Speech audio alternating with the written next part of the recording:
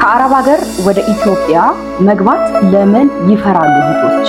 ሰላም ለእናንተ ይሁን። ለቻናሉ አዲስ የሆናችሁ ሰብስክራይብ በማድረግ ቤተሰቡ ነው። እዚህ ቻናል ላይ ስለ አረብ ሀገር፣ ስለ ህይወት የተለያዩ አስተማሪና ቁም ነገር አዘል ቪዲዮችን ታገኛላችሁ። በጣም ብዙ እህቶች አረብ ሀገራት ላይ አሉ። ከአረብ ሀገር ወደ ኢትዮጵያ መግባት ለምን ይፈራሉ? ዛሬ የተወሰኑ ሀሳቦችን ስለማካፍላችሁ እናንተም ደግሞ ሀሳብ አስተያየታችሁን ከስር በኮመንት እንዲሁም አዲስ ከሆናችሁ ሰብስክራይብ ላይክ በማድረግ አብራችን ቆዩ። በጣም ብዙ እህቶች አረብ ሀገራት ላይ በጣም በብዙ መከራ ውስጥ ይኖራሉ። ለረጅም ዓመትም ሰርተዋል። ብዙ የጤና ችግርም ገጥሟቸዋል። ታዲያ ለምን ኢትዮጵያ መግባትስ ይፈራሉ? በጣም የሚፈሩበት የመጀመሪያው ምክንያት ኢትዮጵያ መጥቼ እንዴት እኖራለሁ ብለው ያስባሉ። አሁን እኔ ኳተር ነበርኩ። ከኳተር ኢትዮጵያ መጣሁ አይደለም። የመጣሁትም ደግሞ ደርሰሽ ተመለሽ፣ እኛ ሌላ አገር ለጉብኝት እንሄዳለን፣ እስከዛ እዚህ ከምትቀመጪ የምታውቁ ታውቃላችሁ። ውሻ ነበር እኛ ቤት እኔ መሰራበት። ውሻውን የውሻ ማቆያ ስላለ እዛ እናደርገዋለን እና ካልሆነ ደግሞ እናትየው መሄድ ስለማትፈልግ እናቴ ጋር ይቀመጣል። ኢትዮጵያ ደርሰሽ ተመለሽና ከዛ ትምህርት ሲከፈት ነው የኔ እረፍት የሚሆነው። ግን እነሱ የራሳቸውን ሲያመቻቹ ወሬ ሳይደርስ አመቴ ሳይደርስ ደርሰሽ ነይ ሲሉኝ እኔ ደግሞ መውጫ መንገድ እፈልግ ነበረ። ሁሌም ለአርሴማ እነግራት ነበረ፣ አንድ ምክንያት ፈጥረሽ ወደ ሀገር ያስገቢኝ፣ የሰራሁትን ሰርቼ እኖራለሁ ነበር። ለምን ኳተር ላይ በጣም ብዙ ቻሌንጆችን አይቻለሁ። እንደ ሰው ወጥቼ ሶሻል ሚዲያ ላይ ባላለቅስ፣ እንደ ሰው ወጥቼ ሴትዮዬ እንደዚህ ያደረገችኝ ባልል፣ በእርግጥ ሴትዮዬ መልካም ናት። የሴትዮዬ እናት ግን በጣም ከባድ ከሚሏት በጣም ከባድ ሰው ነበረች። ለኔ ብቻ አይደለም ለሙሉ ቤቱ ከባድ ነበረች በሰዓቱ። እኔ ግን ፈጣሪ ሆይ እናቴ አርሴማ ሆይ እባክሽ የሆነ መንገድ ፈልገሽ ወደ ሀገሬ እንድገባ እርጂኝ ነበር ሁሌ ጸሎቴ። እኔ ስመጣ አርሴማን ብድግ አድርጊያታለሁ። አርሴማ ሰማችን ብያለሁ። እና ወደ ኢትዮጵያ ደርሰሽ ነይ ሲሉኝ ምንም አላቅማማሁም፣ ምንም አላልኩም፣ ብዙ ነገር አልገዛሁም፣ ብዙ ነገር አላልኩም። እሺ ነው ያልኩት። ወጥቼ ውሻውን ይዤ ወጥቼ እናቴ ሆይ አልኩ፣ ሰማሽኝ? አመሰግናለሁ ነው ያልኳት። ገና 4 ወር ድፍን ይቀረኝ ነበር። 4 ወር ድፍን ሲቀረኝ ድሮ ከምንኖርበት ቦታ ለቀን ሌላ ቦታ ቤት ተከራይተው ነው የሚኖሩት የኔ ሰዎች የቤሩ ዜጋ ስለነበሩ። እናም በፊት የነበርንበት አካባቢው አብዛኞቻችሁ ዩቲዩብንም ቲክቶክንም እዩት፣ በጣም የሚያምር ቴምሮች ያሉበት አረንጓዴያማ ባህር ያለው ቆንጆ ቦታ ነበር።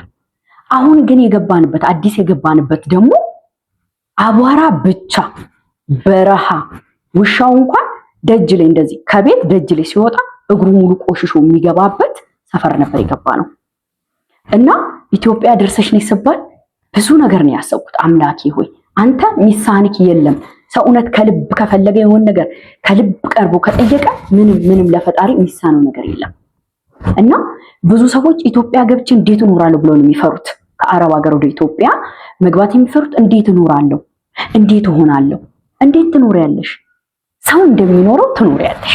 እኔ አሁን በሰዓቱ ብዙ ነገሮችን አስቤ ነበረ። በጣም ብዙ ነገሮችን ኢትዮጵያ ሄጄ እናረጋለሁ ብዬ ነበረ። ከነዛ ውስጥ ግን ማድረግ ያሉብኝን እያረኩ ህይወቴን እየኖርኩ ነው። አረብ ሀገር እያለሁ ብዙዎቻችሁ ታውቃላችሁ፣ በጣም በብዙ ውጣ ውረድ ውስጥ ነው ቪዲዮ የምቀርጸው። የቴምር ዛፍ አስደግፌ ነው የምቀርጸው። የሴትዮዋ እናት መጣች አልመጣች ተደባብቄ ሽንት ቤት ውስጥ ገብቼ ነው ፖስት የማደርገው። ቤታችን ካሜራ ባይኖር የሴትዮዋ እናት ከባድ ካሜራ ነበረች። እና እህቶቼ ኢትዮጵያ ለመምጣት እናንተ የምትፈሩት እንዴት እኖራለሁ? ሁሉም ሰው እንደሚኖረው ትኖሪያለሽ። አንድ እንጀራ ነው በልተሽ የምታድሪው። አንድ እንጀራ ደግሞ ፈጣሪ እስከፈጠረሽ ድረስ ያንን የጉሮሮሽን አታጭ። ተረድተሽኛል? ስለዚህ የትኛውም ሰው እንደሚኖረው እኖራለሁ። እኔ አረብ ሀገር ችዬ ከሰራው ኢትዮጵያ ለምንድን ነው የማልሰራው? ኢትዮጵያ ለምንድን ነው የማልኖረው ብለሽ ራስሽን መጠየቅ አለብሽ። ብዙ ሰዎች የሚሰጡሽን ሀሳብ አስተያየቶች ታያቸው። ሁሉም እዚህ ጋር የራሱን ህይወት እየኖረ የራሱን ህይወት እያጣፈጠ የራሱን ላይፍ እየኖረ ነው ያንቺን ላይፍ ወደታች የሚጠለው? ኑሮ ውድ ነው ይልሻል።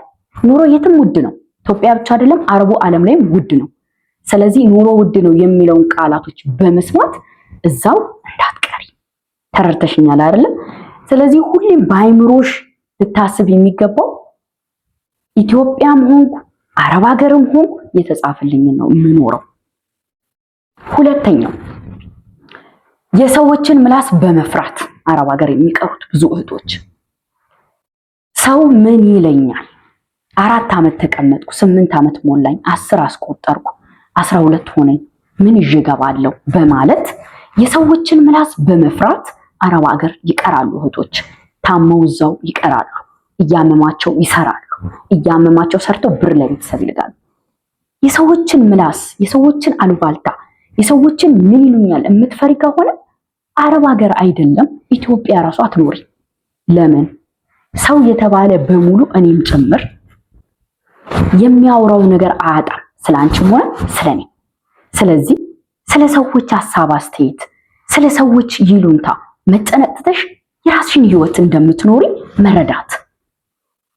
እንዴ 4 ዓመት ሰርቼ ምንም አልያዝኩምና በሽተኛውኛ አረብ ሀገር ቀርቼ ሬሳይ ከሚገባ 4 ዓመት በቃ እሺ፣ ስራ ተምሬያለሁ፣ ብዙ ነገር አውቄያለሁ፣ አረብ ሀገር ምንድነው አይቻለሁ፣ ብዙ ነገሮችን አውቄያለሁ። ስለዚህ ግዴታ ቤት ስለሌለሽ፣ ግዴታ አሰብሽው ነገር ስላልተሳካ እያመመሽ እየደከመሽ እያቃተሽ መኖር የለብሽም። አረብ ሀገር መመለስ፣ የሰዎችን አፍ መተው።